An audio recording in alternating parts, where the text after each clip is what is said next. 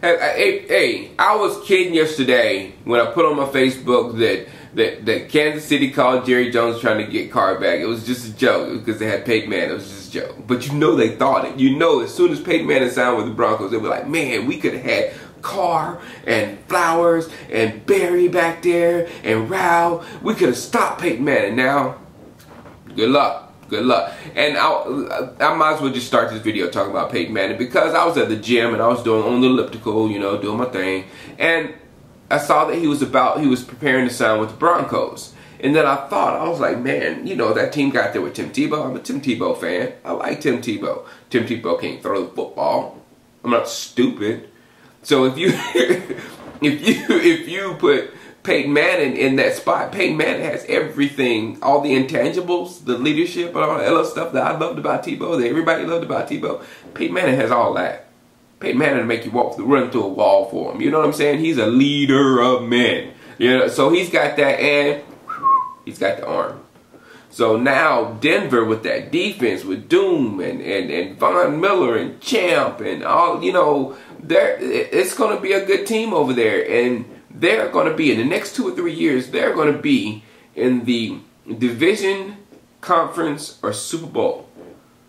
They're going to be in one of those games, and it's going to be versus Brady. You know, some kind of historic game. So history has been changed. You know, has been altered. Any teams that were going to be there or whatever, now, I'm sorry, the Denver Broncos are going to be in those championship games in January. Get ready.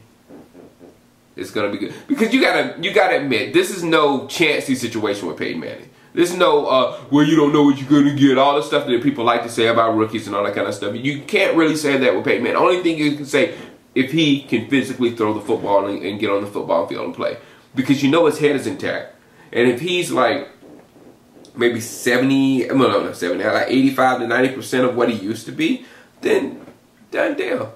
Absolutely done deal. Done deal, done deal, done deal. All right, let's talk about Dallas. I'm still pretty hyped up about our free agency haul. I know we're out there still looking at some other people. But I want to make sure people know that, because there was a lot of people, you know, after my last video going, we're going to the Super Bowl, whatever. I know I was excited, and I still am excited, but I don't want to get people's hopes up. I think that we have way too many holes right now to try to fix in one free agency, offseason, and draft. It's just too great of a job. You know what I'm saying? I think they're doing a commendable job at the moment. You know what I'm saying? Of finding young pieces, because in the past they used to get people like, you know, Brooking. You know, go back to the video when we signed Brooking and look how mad I was.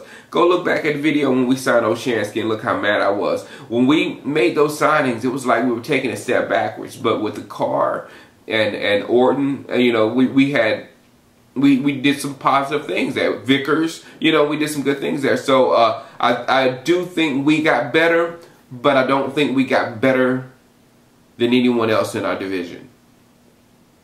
And Washington has an asterisk on it because we really won't know. We'll know. I'll tell you when we'll know about RG3. We'll know about RG3 during preseason.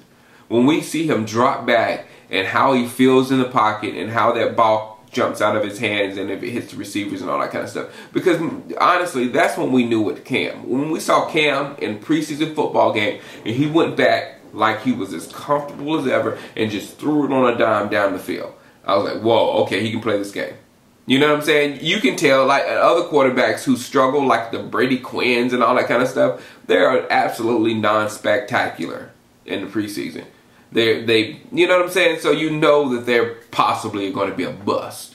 You know, so we'll know about RG3 in just a little bit. But other than that, I don't think we got better than the Giants. I don't think we got better than the Eagles.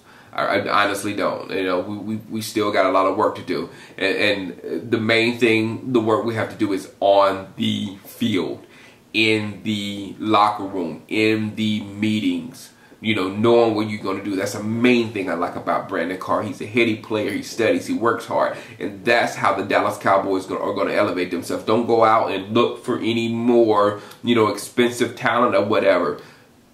Deal with what you got on that football team and you figure it out. Because the offensive line last year, everybody hated the offensive line last year.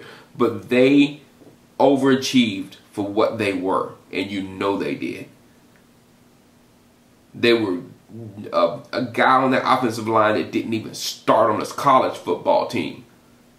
They completely overachieved, and I like that. I like seeing guys that have a lot against them fight, and I'm gonna call it the rat complex.